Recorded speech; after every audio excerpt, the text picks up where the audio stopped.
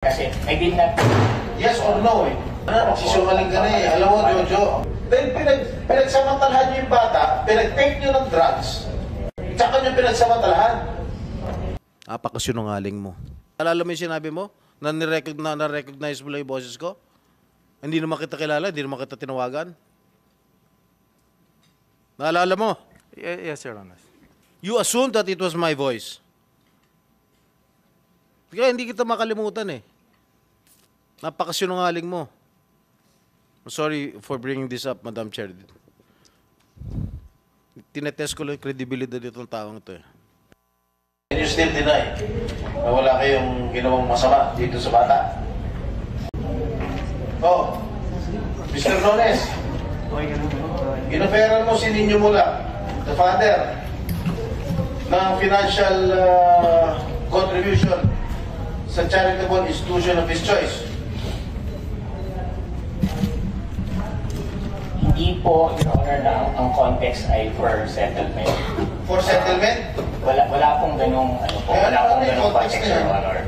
Ano yung context na yun? Nandun po kami kay, nag-meeting po kami sa tulong po ni Ms. Annette Gozon. Napagkwentuhan lang po kung saan po siya. No, did you offer Mr. Mula, father, financial contribution in any charitable institution of his own choice? Did you? Yes or no? Your Honor, it wasn't po an offer. Did you? Yes or no? Your Honor, because it was in the context po of the Yes or no? Did you offer? Your Honor, kasi I did not... Yes or no? Your Honor, material po kasi yung context, Your Honor. Did you offer? Yes or no? It wasn't po in the context of settlement, Your Honor. Alam mo, May we allow them to finish? no, you don't talk. You just give advice to your client. Did you offer? Yes or no? Not po in the context of settlement, Your Honor. Mr. Chair, I move to cite this person in contempt. And even Ms. Annette Gozon po clarified that po in a public post, and she said po that we did not offer any settlement, nor did she broker any settlement po. I'm just asking you a very simple question, answerable by yes or no. The answer po is no, Your Honor, because it You did not offer. It wasn't po an offer. You did not offer, ha? You did not offer. It wasn't po an offer, Your Honor. Ano klase yun? Napag-usapan po siya, nadaanan po siya sa usapan, and then nagaling po siya sa charity event. So, napunta po doon yung conversation, Your Honor. Sinungaling ko nito. Scriptwriter to nga. Sandro, and you still deny na wala kayong ginawang masama dito sa bata? Nakipagkwentuhan lang. Yes, Ninyo? Yes, Your Honor. I'd just like to, because the last hearing, the second hearing po, we were all under oath, and they said that they never offered any donation. They never offered me any donation of to a charitable institution of my choice. But Attorney Annette Gozon has proven that they did. Through an affidavit. Where is the affidavit? You have a copy? Oh, ito pala, nagsisinungaling na kayo. Yan. May affidavit na si Atty. Annette. With due respect, Your Honor, may we be allowed to read the affidavit, Your Honor? It's a right of my client to be confronted with all the evidence of the witnesses against them, Your Honor. Oh, sige. Paige, can we have the affidavit of Atty. Annette? Your Honor, the affidavit is being reproduced right now, Your Honor. Well, give them a copy.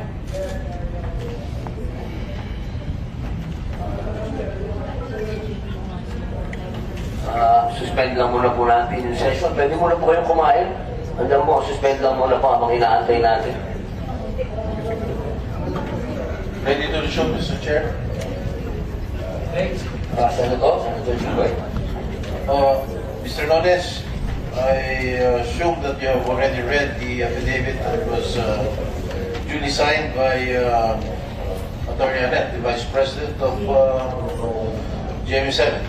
Yes, Your Honor, please, my client will answer the question. No, let your client answer, not you. We submit to that, Your Honor. But I would just like to... The legal counsel is here only to give legal advice to your client. we submit to that, Your Honor. My client will answer it. Assessment on the affidavit, Your Honor. No, I was asking you a while ago if you offered Mr. Nino Mulak financial contribution to any charitable institution of his own choice, and then you denied it. Now here comes the affidavit signed by Attorney Anet, who I think this person is very credible.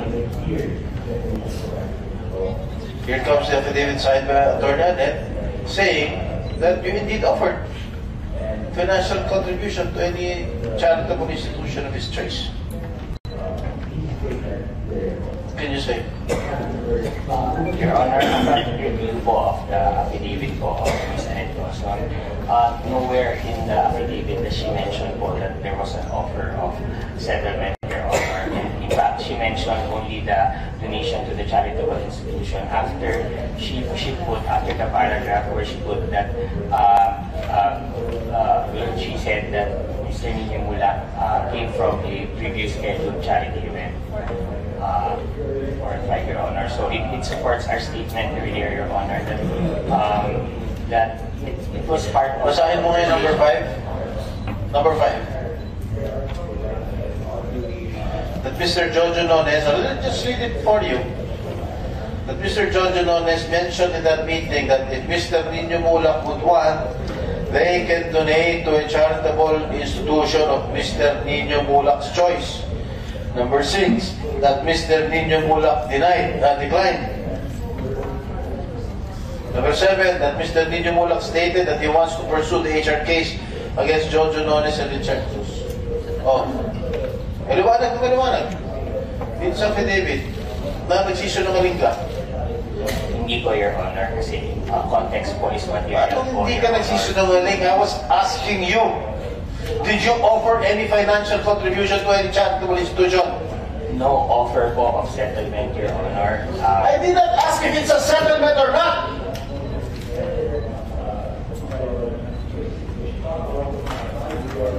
The only question I'm asking you is that if you offered financial contribution. I did not say it's a settlement. You're putting words into my mouth. Mr. Chair, I move that he be cited in contempt. Mr. Jojo Nunes, naiintindahan niyo po ba yung motion na kayo po ay patawan ng contempt? Opo, Your Honor, pero with all due respect po, Your Honor, nag-explain Wala na, nagsisumaling ka na eh. Alam mo, Jojo, hindi kita kilala ha. Kahit matagal na ako sa showbiz, hindi kita kilala. Pero, huwag naman ganun. Ha? We are here trying to know the truth, the merit of the truth. Eh, patuloy ka nagsisinungaling dito sa amin. Talagang, isaside ka namin in contempt. Maliwanag na dito sa affidavit. Maliwanag na sinabi ni Sandro. May drugs pa involved. May sexual harassment na involved. Hindi lang ang sexual harassment eh. Assault eh. Dahil pinagsamantalahan niyo yung bata, pinag-take niyo ng drugs, tsaka niyo pinagsamantalahan. That is a, what do you call this, drug-induced sexual assault? Tama ba yung sinabi ko, attorney? FBI.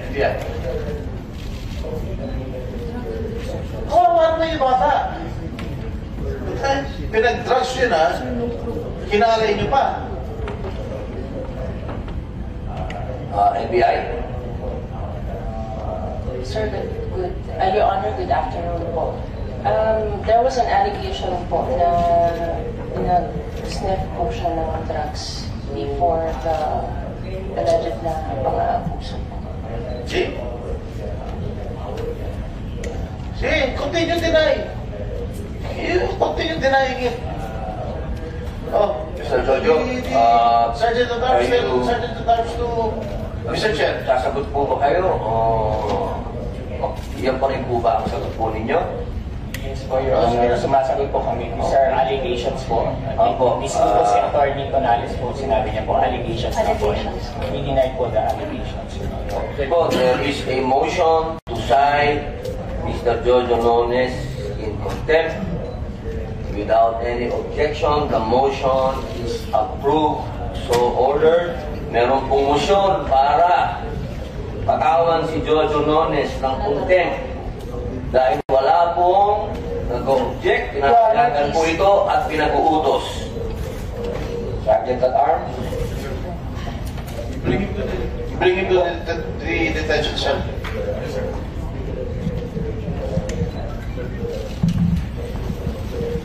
Attorney Topacio, you're not only lawyering for Mr. Gerard Santos, am I correct? You are also here as an independent resource person. Yes, Because Your you're Honor. handling cases relative to these issues. Yes, Your Honor. Correct? Yes, Your Honor. Alright. Kanina sinabi ko, hindi lang lalaki minumulestya, pati mga babae. Alright? I heard before, during the lunch, you were saying that you're handling 2 cases. Bill folded like a straw. Tapos pinaikit niya yung bata, pinasingkot niya yung bata. The first time lang ng bata. And there was really sexual abuse. There was really sexual abuse. And they kept on denying it. They keep on denying it. Sir, bakit po si Mr. Nones lang? Bakit po yung isa po, hindi?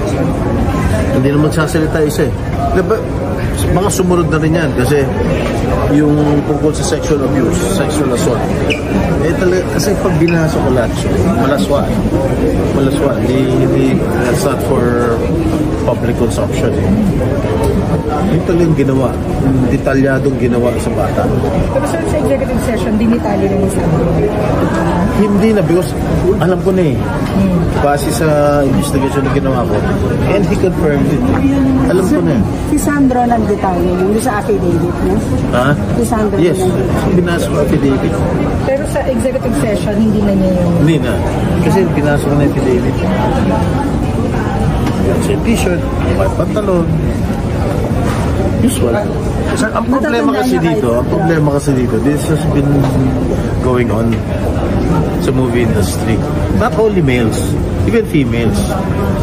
Siguro na 80s, 90s, but siyempre gusto ko sumikat. Lapit ako sa mga higher-ups, sa mga director, sa mga kinaukulan para sumikat ako. Ganun lang. Pati babae, hindi lang lalaki. Sir, hanggang kailan niyo po siya i-hold in contempt? Depende sa chair yan. Hanggat magsabi siya ng totoo.